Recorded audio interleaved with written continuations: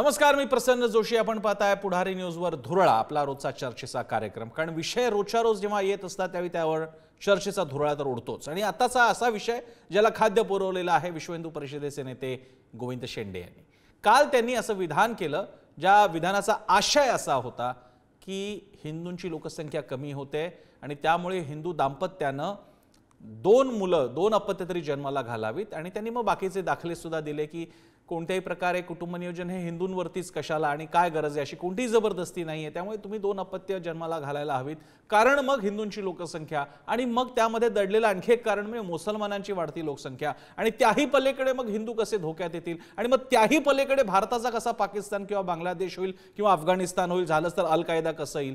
या सगळ्या भीतीच्या खाली टोकाला मूळ भागाला विषय आहे तो म्हणजे हिंदूंची लोकसंख्या मात्र वाढली पाहिजे. आणि हा कन्सर्न काही आजचा नाहीये.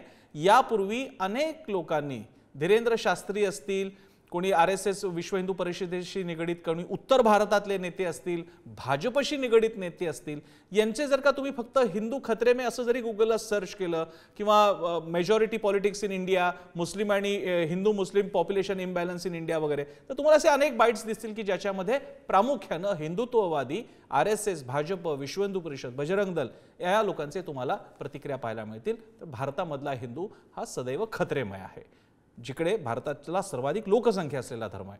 त्यामुळे हा विषय आपण आता घेतलेला आहे. त्याला कारण सुद्धा आहे कारण महाराष्ट्रामध्ये निवडणुका सुरू होणार आहेत विधानसभेच्या 2 महिन्यात. त्याच्या आधी महाराष्ट्रातल्या कुठल्या तरी नेत्याने हिंदू खतरे में अशी आतापर्यंत कधी भाषा वापरली नव्हती.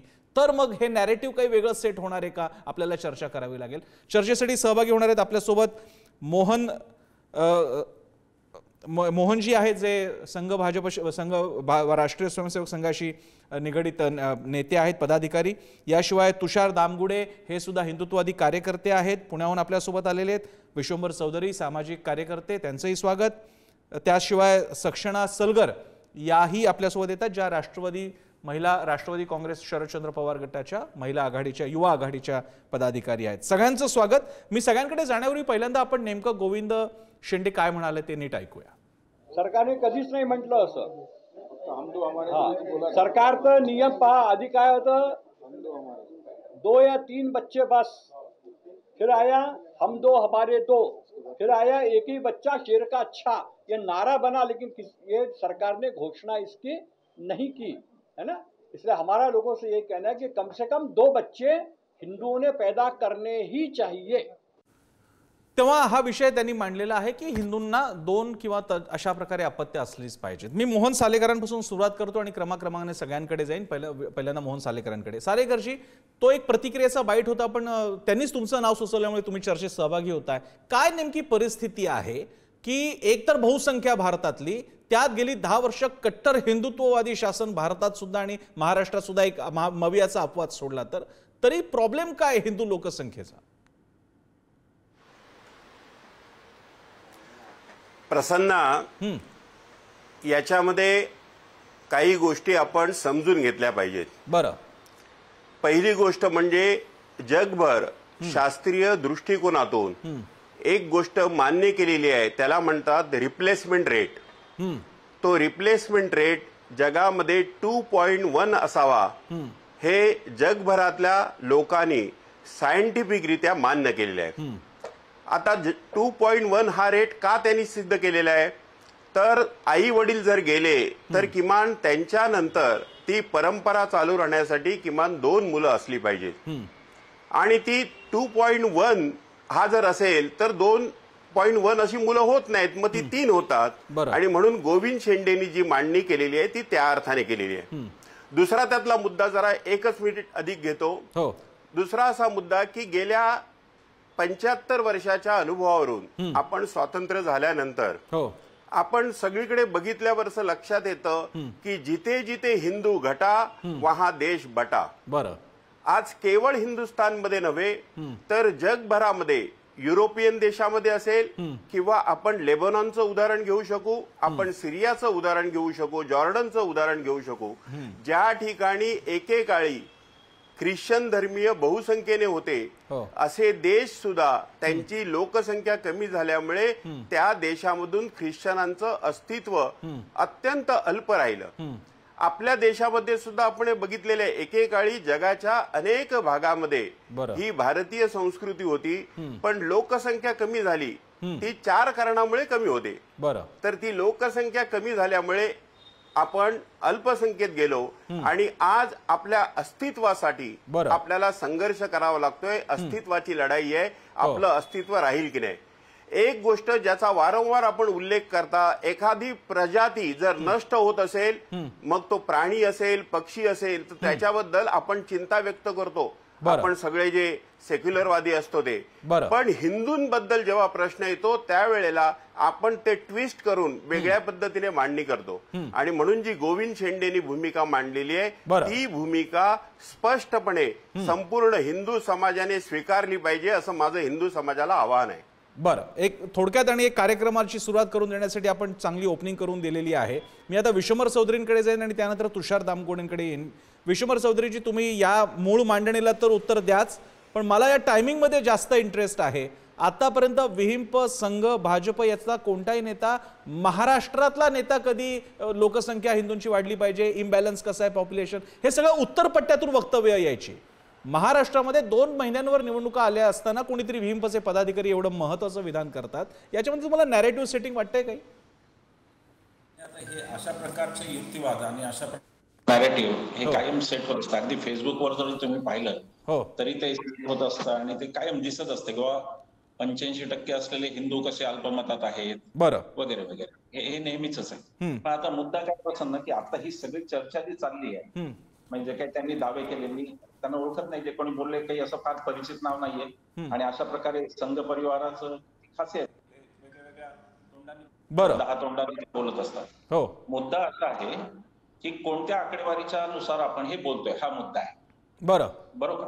आता भारताची जनगणना शेवटची कधी झाली? त्याच्यानंतर जनगणना झाली का? त्यावेळेला जनगणना झाली. मुस्लिमांचं किती टक्के मुस्लिम भारतात होते आणि आज त्यांचं काय झालं? एक आकडेवारी अशी आहे माझ्याकडे, ती किती ऑथेंटिक आहे मला माहित नाही, सांगता नाही येणार, मी काही सेफॉलॉजिस्ट नाही, आकडेवारीतला मी काही तज्ञ नाही. पण एक आकडेवारी अशी आहे की 36% कमी होतो हिंदूंचा प्रजनन दर आणि मुसलमानांचा 40% कमी होतो. याचा अर्थ मुसलमानांचा प्रजनन दर हा कमी होण्याचा वेग जास्त आहे, हे आपण लक्षात घेतलं पाहिजे. आता या सगळ्या घोळात आधी सेन्सस तर करा. या देशात जनगणनाच झालेली नाही, कशाच्या आधारावर सांगायचं कोणाची संख्या किती आहे? मी तर त्याच्या पुढे जी मागणी ती मी म्हणतो की उलट आता जर भीती व्यक्त करण्यात आली किंवा हिंदू ही प्रजाती नामशेष झाली तर काय, बरं का? त्याच्याच पुढचा माझा युक्तिवाद आहे की हिंदूच फक्त नामशेष नाही ना, मग म्हणून तर जातीगत जनगणना करा. आपल्याला हे कळलं पाहिजे की एखादी जात तर एक्सटिंक्ट होत नाहीये ना, पृथ्वीवरून एखादी जात तर संपत नाहीये, तो पण एक कन्सर्न आहे. त्याच्यामुळे माझी तर मागणी अशी आहे की जनगणना करा, जातीनिहाय जनगणना करा आणि मग आकडेवारी येऊ द्या, मग कळेल आपल्याला की मुस्लिम जास्त आहेत का, हिंदू जास्त आहेत का, किती संख्येत. आपल्याकडे कोणताही सायंटिफिक डेटा आज नाही, आपली जनगणना झालेली नाही. आता हे नॅरेटिव्ह सेट केलंय का, तर हे नॅरेटिव्ह नाही, असे अनेक नॅरेटिव्ह सेट होणार आहेत पुढच्या काळात. तुम्ही पहा विशाळगडावर जे झालं किंवा अनेक गोष्टी होणार आहेत पुढच्या काळात. त्याचं कारण, एकमेव कारण असं आहे, बाकी विश्लेषण कोण काय करायचं ते करेल, पण त्याचं एकमेव कारण असं आहे की भारतीय जनता पक्षाने म्हणजे शिंदे सरकार, फडणवीस सरकारकडे दाखवण्यासारखं कोणतंही काम नाही. आज लाडकी योजना, ही जी लाडकी बहीण योजना त्यांना आणावी लागली, ती सुद्धा आर्थिक दिवाळीखोरी करणे, तो विषय वेगळा, आपण तो नंतर त्याची चर्चा कधीतरी करू. पण मुद्दा असा आहे की आता दाखवण्यासारखं काही नाही आणि त्यामुळे हे नॅरेटिव्ह येणार आहे समाजात, फूट पाडण्याचे नॅरेटिव्ह येणार आहेत. त्याच्यात काही नवीन, मला काही नवीन वाटत नाही. दर इलेक्शनच्या आधी हे होतं, अगदी रामाचाही नॅरेटिव्ह झाला, मग आता राम उपयोगात नाही हे लक्षात आलं, आता सगळं ते हनुमान चालीसा झाली, महाराष्ट्रात सगळं झालं. किंवा धर्माचा राजकारणात वापर करून ते नॅरेटिव्ह सेट करणं हे काही आजची खेळी नाही. फक्त जे आपण पसरवतो आणि जे एक आपण हिंदूंमध्ये सुद्धा भीती पसरवतो की आता मुस्लिम तुम्हाला आउट नंबर करणार आहेत, त्याच्यावरती मात्र या देशातल्या सगळ्यांनी विचार केला पाहिजे की, आणि खास करून हिंदूंनी, 85% असलेल्या हिंदूंनी. ओके, मी तुषार दामगोडेंकडे जातो. तुषार दामगोडे, तुम्ही या दोन्ही मुद्द्यांचा परामर्श तुमच्या बोलण्यामध्ये घ्यालच, पण त्याला आणखी जोडून एक मुद्दा मी सांगू इच्छितो की हिंदूंची लोकसंख्या मुसलमानांच्या लोकसंख्येच्या तुलनेत हिंदूंना अपत्य जास्त असायला हवी, हे काही आज नाही. म्हणजे गोविंद शेंडेंचं विधान आता एक जस्ट चर्चा सुरू करण्यासाठी आलेलं आहे.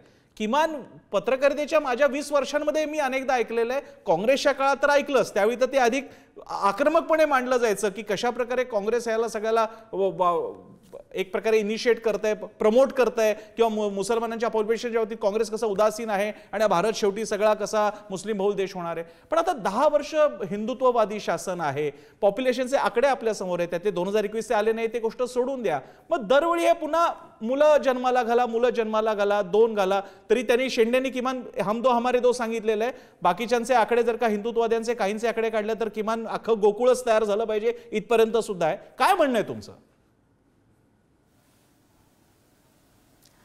प्रसन्नजी, भारत या देशामध्ये ग्रामपंचायतीपासून ते पंतप्रधान पदापर्यंत 5 वर्ष दर महिन्याला कुठले ना कुठले इलेक्शन चालू असतात. त्यामुळे कुठल्या ना कुठल्या इलेक्शनच्या निमित्ताने कुठल्या पक्षाचे राजकीय स्टार प्रचारक त्याला राजकीय फायदा कसा उचलता येईल आणि आपल्या पक्षासाठी मतांची कशी बेगमी गोळा करता येईल या विचारामध्ये तो असतो. बरं. त्यामुळे ते राजकीय पक्षाचे स्टार प्रचारक काय म्हणतात याला मी काही किंमत देत नाही. मी असं म्हणतो की ह्या सगळ्या राजकारणाला बाजूला ठेवून बरं आता आपण पहिलं आकडेवारीवर बोलू. अफगाणिस्तान, भारत, बांगलादेश, पाकिस्तान हा पूर्वाश्रमीचा हा एक प्रदेश असलेला आहे की जिथं बौद्ध, जैन, हिंदू संस्कृती नांदत होती. या भूमीमध्ये 1200 वर्षापूर्वी पहिल्यांदा मुसलमान आला, तो म्हणजे मोहम्मद बिन कासिम. या 1200 वर्षामध्ये ह्या सगळ्या भूखंडावरती जर मुस्लिमांची लोकसंख्या तुम्ही मोजली ती जवळपास 65 ते 70 कोटींच्या दरम्यान आहे. बरं. आणि हिंदूंची लोकसंख्या 80 कोटीच्या दरम्यान आहे. ह्या 4ही देशांना ब्रिटिशांचा वारसा लाभला का? तर लाभला. मुघलांचा वारसा लाभला का? तर लाभला. इथं जैन आणि हिंदूंचा वारसा लाभला का? तर लाभला. पण या कुठल्याही देशामध्ये आज मात्र बाबासाहेबांचं संविधान का बरं अस्तित्वात नाही? पाकिस्तानचं देखील संविधान निर्माता हा एक दलितच होता. पण आज तुम्हाला त्याचा कुठेतरी 500 फुटांचा पुतळा किंवा त्याचं संविधान अस्तित्वात दिसतं का? तर नाही दिसणार. कारण इस्लामच्या दृष्टिकोनातून लोकशाही हे त्याला अभिप्रेत नाहीये. कारण निजाम हे मुस्तफा, संविधान म्हणजे कुराण, आणि जर उम्मा हे जर त्यांचं जर बंधुभाव असेल तर तुम्हाला 56 देशामध्ये हाताच्या बोटांवरती मोजणे इतपत पण कुठल्या देशामध्ये लोकशाही दिसत नाही. हा मूळ मुद्दा जिथून आला की बांगलादेशामध्ये आज जी काही परिस्थिती आहे तर आज बांगलादेशाचा वारसा तुम्ही शोधून काढा. आज इथं 1 ते 1.5 कोटी हिंदू जर भीतीच्या छायेखाली जगत असतील तर इथं ती परिस्थिती निर्माण व्हायला वेळ लागतो का? आज याच देशामध्ये हिंदू बहुल असून देखील काश्मीर मधले थोडेसे हिंदू देखील त्यांना रुचले नाहीत. आज आपलं लष्कर तिथून काढून घेतलं तर बाबासाहेबांचं संविधान तिथं चालेल का? आज धर्माची चिकित्सा तिथं करता येईल का? आज शाहू फुले आंबेडकरवाद काश्मीरमध्ये आपल्याला रुजवता येईल का? तर आज हे आपलं शाहू फुले आंबेडकर जन्माला येणं, इथली लोकशाही टिकणं, इथल्या महिलांना सर्व अधिकार असणं हे म्हणजे हे हिंदू बहुल असणं आहे. ते कुठल्या तरी मंदिरांमध्ये आरत्या करणं आणि त्याच्या पुरतं सीमित नाही. तर आज आपल्याला हे सगळं जर उपभोगायचं असेल तर आपल्याला नाईलाजाने का होईना. आता कुणाला किती मुलं असावीत हा त्या व्यक्तिगत प्रश्न आहे. परंतु आपल्याला म्हणावं लागेल की जर हे टिकून ठेवायचं तर तुमची संख्या तुम्हाला टिकून ठेवावी लागेल. अन्यथा जसं कार्ल पॉपरने म्हटलं की सहिष्णुता टिकण्यासाठी आधी सहिष्णू माणसं टिकावी लागतील. ह्याच्या पलीकडे मी काय बोलू शकत नाही. दामगुडेजी, तुमच्या मांडणीमधले काही बेसचे मी फॉल्ट लाईन्स, मी चूक नाही म्हणणार, मी फॉल्ट लाईन्स म्हणेन. उदाहरणार्थ हिंदू बहुलच्या ठिकाणी मुस्लिम बहुल झालं की तो देश विभाजित होतो. ठीक आहे. ऑटोमन साम्राज्याचं काय झालं? इतकं प्रचंड साम्राज्य, 3 खंडांमध्ये पसरलेलं साम्राज्य, मुसलमानांचं साम्राज्य. कमाल अतातुर्क पाशा स्वतःच म्हणाला मला खलिफा व्हायचं नाहीये आणि नंतर ते भसाभसा संपून गेलं. मुघल साम्राज्य अस्तित्वात असताना 5 शाया होत्या. त्या सावरकरांच्या हिंदू नृसिंह प्रभू शिवाजी राजामध्ये लिहिलेलं आहे 5 शायांना कशा प्रकारे झुलवलं शिवाजी महाराजांनी. 5 मुसलमानांच्या शाया आणि त्या संपवाला औरंगजेब टपलेला होता. कुठे गेली तुमची मुसलमानांची एकी? अख्खा गल्फ, एक अख्खा इस्लामचा गल्फ तयार झाला पाहिजे म्हणून अनेकांनी प्रयत्न केले, झाले नाहीत. मध्येच कधीतरी कोणी एकत्र आलं की वाटते का रे एक झाले की एक झाले की काय, पण तसं होत नाही. सौदी अरेबिया मदतीला जात नाही कोणाच्या, की ते अमेरिकेच्या बरोबर जुळून असते. ही सगळी मानवी संबंधाची गणित आहेत, ही धर्माची नाहीत. एक दुसरी गोष्ट, तुमच्या आणि शेंडेंच्या मांडणीत, तुमच्या मांडणीत किंवा सालेकरांच्या मांडणीमध्ये एक मुद्दा इनडायरेक्टली असा येतोय की भारतामध्ये पॉप्युलेशन इम्बॅलन्स होते. ठीक आहे, ऍक्सेप्टेड. मुसलमानांची संख्या वाढते, ऍक्सेप्टेड. याचा अर्थ मुसलमान काय ते देशद्रोही आहेत आणि त्यांच्यापेक्षा आपली संख्या वरचढ असावी. म्हणजे उद्या हिंदूंची वरचढ असली तर प्रॉब्लेम नाही, कारण हिंदू या देशावर प्रेम करतात, पण मुसलमानांना हा देश त्यांचा वाटत नाही, ते या देशाचे द्रोही आहेत आणि त्यामुळे त्यांची लोकसंख्या कमी राहिली पाहिजे असा एक हेतवारोप आहे तुमच्या बोलण्यामध्ये. आणि तो घेऊन मी सालेकरांकडे येतो की समजा मुसलमानांची संख्या वाढत असेल, भारतीय मुसलमानांची संख्या वाढत असेल, तर हा अविश्वास का?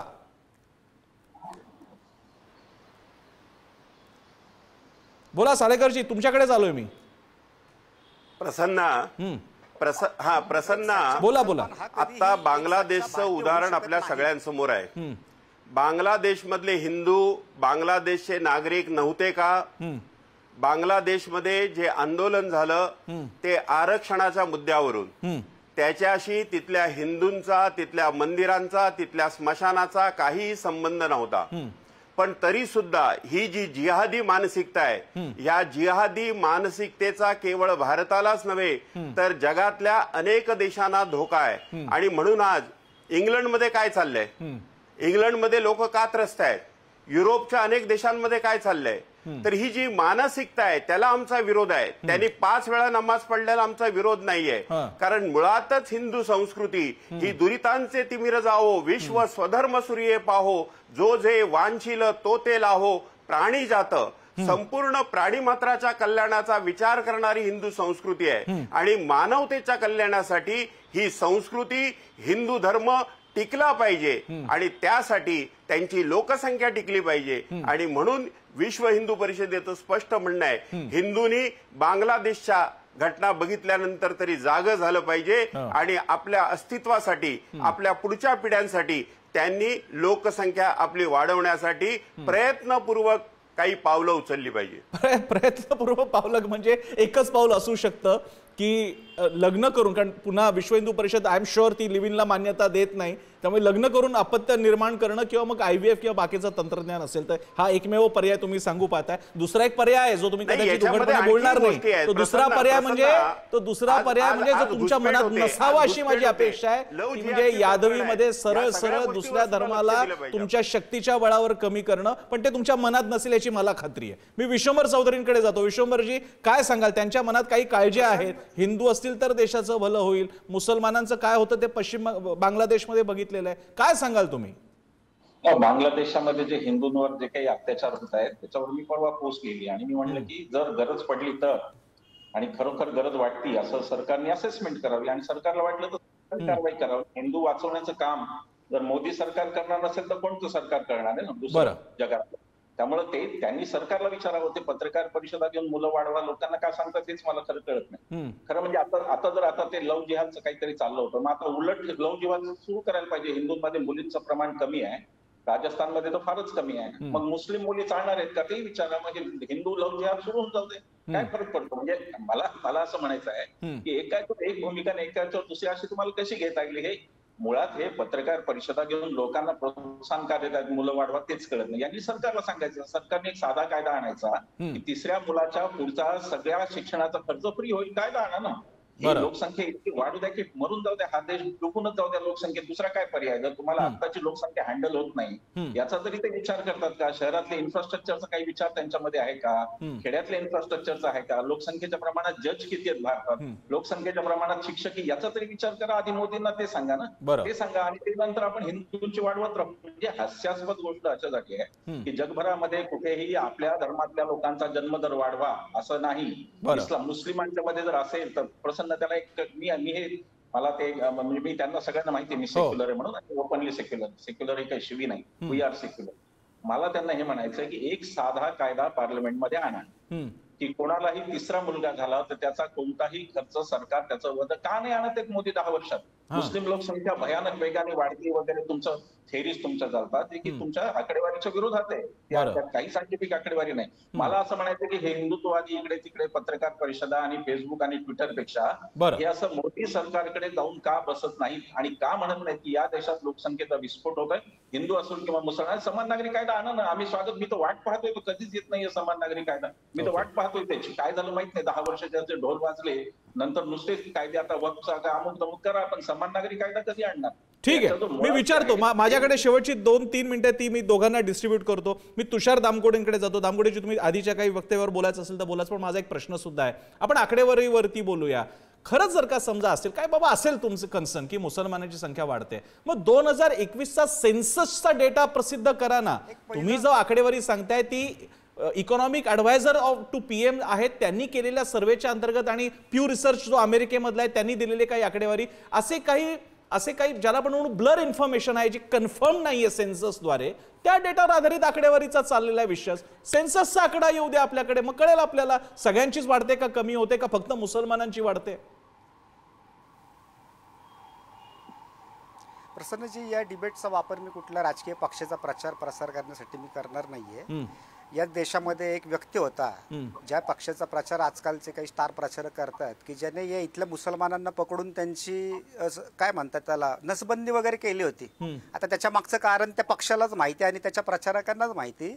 दुसरीकडे मी येतो, एक सच्चा मुसलमान हा कधीही सच्चा भारतीय होऊ शकत नाही. अच्छा, हे वक्तव्य माझं नाहीये, हे बाबासाहेब आंबेडकरांचं वक्तव्य आहे आणि त्याच्या पुढे ते त्याचं पूर्ण विषद करतात. कारण इस्लाम हा कधीही मुसलमानांना कुठल्याही देशाशी त्यांची बांधिलकी ठेवण्याची परवानगी देत नाही. आता याच्याबद्दल जर तुम्हाला काही आक्षेप असतील तर तुम्ही जरूर तुमचं शाहू फुले आंबेडकर वगैरे जे तुम्ही असं सांगत असता की आम्ही आहोत, तर त्याच्यामध्ये जाऊन त्याची उत्तरं त्यांनी शोधावीत. मी जे तुम्हाला डाटा सांगितलं होता की आधी आपल्याकडे 3 BHK होता, पण तो 2 BHK झाला. आज आपण 1 BHK मध्ये बहुसंख्याक आहोत. हा जर टिकवायचा असेल तर तुम्हाला नाईलाजाने का असेना, तुम्हाला तुमच्या इच्छेनुसार का असेना, तुमची संख्या जोपर्यंत आहे तोपर्यंत इथं लोकशाही नांदलेली दिसेल. आता याच्यामध्ये आणखीन कुणाची काही वेगवेगळी मतं असू शकतात, त्याचं देखील स्वागतच आहे आणि तो त्यांना पाळण्याचा त्यांना अधिकार देखील आहे, कारण संविधान त्यांना तसा तो अधिकार देतं. बाकी मी या वक्तव्याच्या त्या एकदम शब्दानुशब्दांच्या नाही जाणार, पण त्याच्या आशयाच्या मागे नक्की मी त्याचा पाठिंबा आहे माझा की शेवटी जरी कुणालाही आपल्याला किती मुलं असावीत हा जरी त्यांचा वैयक्तिक विषय असला तरी आपल्याला हे लक्षात ठेवावं लागेल की जोपर्यंत आपली बहुसंख्याकता आहे तोपर्यंत हा देश सेक्युलर आणि हिंदू बहुल राहील. ठीक, मी शेवट पुन्हा सालेकरांपासून सुरुवात केली होती, मी मोहन सालेकरांकडेच कार्यक्रमाचा शेवट करेन. सालेकरजी, ठीक आहे, चला आपण आता तुमचा कॉन्टेक्स्ट घेऊन पुढे जाऊया. हिंदूंची बहुसंख्या, मला एक आपल्याला साधा प्रश्न विचारायचा. या देशातली कोणतीही धोरणं बरी वाईट असतील त्याचा सर्वाधिक मोठा परिणाम बहुसंख्या असल्यामुळे हिंदूंवरती त्याचा भला किंवा वाईट परिणाम होईल. आज आहे त्या हिंदूंसाठी या देशामध्ये 80 कोटी लोकांना फ्री रॅशन द्यावं लागतंय. आपल्याला रोजगारासाठी आपल्याला काय मरमर करावी लागते आपल्या तरुणाईला ते आपल्याला माहिती आहे. एक अग्निवीर योजना आणली तर किती भडका उडाला ते आपल्याला माहिती आहे. असे असंख्य प्रश्न आहेत जे धार्मिक भाषेत बोलायचं झालं तर हिंदू बहुल लोकांचे प्रश्न आहेत. मग मला सांगा, तुमचा खरंच आपण अजेंडा पुढे न्यायचा म्हटला तर भारतातल्या हिंदूंना ऍडव्हान्टेज काय आहेत या देशात जास्त मुलं पैदा करण्यासाठी?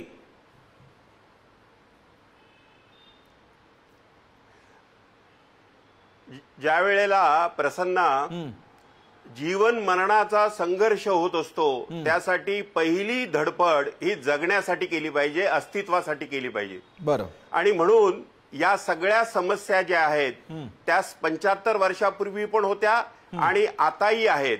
आणि त्या समस्या केवळ हिंदू समाजासाठी नाहीत, अन्य समाजासाठी सुद्धा आहेत. त्यामुळे आज हिंदूंचं अस्तित्व जर धोक्यात येत असेल तर सर्वप्रथम आपलं अस्तित्व टिकवण्यासाठी हिंदूंनी पुढे आलं पाहिजे. त्यामुळे बाकी सगळे जे प्रश्न आहेत ते अस्तित्वाच्या पुढे गौण आहेत. आज आमचं अस्तित्व धोक्यात आलेलं आहे. मी मुंबईतून बोलतोय, आपण मालवणीमध्ये जाऊन बघा. मी ज्या वरळी भागात राहत होतो जिथे आदित्य ठाकरेंचा मतदारसंघ येतो त्या वरळी मधल्या बीडीडी चाळीमध्ये 18 नंबर बिल्डिंग मध्ये 80च्या 80 कुटुंब ही हिंदू होती. एक कुटुंब फक्त मुस्लिम आलं. आज तिथे 2-3 कुटुंब सुद्धा हिंदू राहिलेली नाही. ही जी स्थिती आहे ही केवळ वरळीची नाही, ही केवळ मालवणीची नाही, ही पश्चिम बंगालमध्ये उभी राहिलेली आहे. ठीक आहे, आपण अशी श्लेष काढत किंवा अशी सिलेक्टिव्ह जर का उदाहरणं द्यायची झाली तर मी जरा हिंदूंच्या बाजूने बोलतो, मराठी हिंदूंच्या बाबतीत मी बोलतो. मग त्याच मुंबईमध्ये हिंदू बहुल मुंबईमध्ये एक विशिष्ट हिंदू धर्मीय भाषिक वर्ग दुसरा मराठी हिंदू भाषिक वर्गाला नॉनव्हेज खाण्यावरनं घरात राहू देत नाही. तेव्हा कुठे जातो तुमचा हिंदू भाईचारा? पण तो विषय आपण कधीतरी वेगळ्या चर्चेमध्ये घेऊयात, वेगळ्या धुरळ्यात घेऊयात. पण तुर्तास या निमित्तानं सगळ्या विषयांवरती चर्चा करता आली. आपल्या सगळ्यांचे आभार. तुषार दामगुडे, मोहन सालेकर आणि विश्वंभरजी, सगळ्यांचे आभार. इथेच थांबूयात. पाहत राहा पुढारी न्यूज.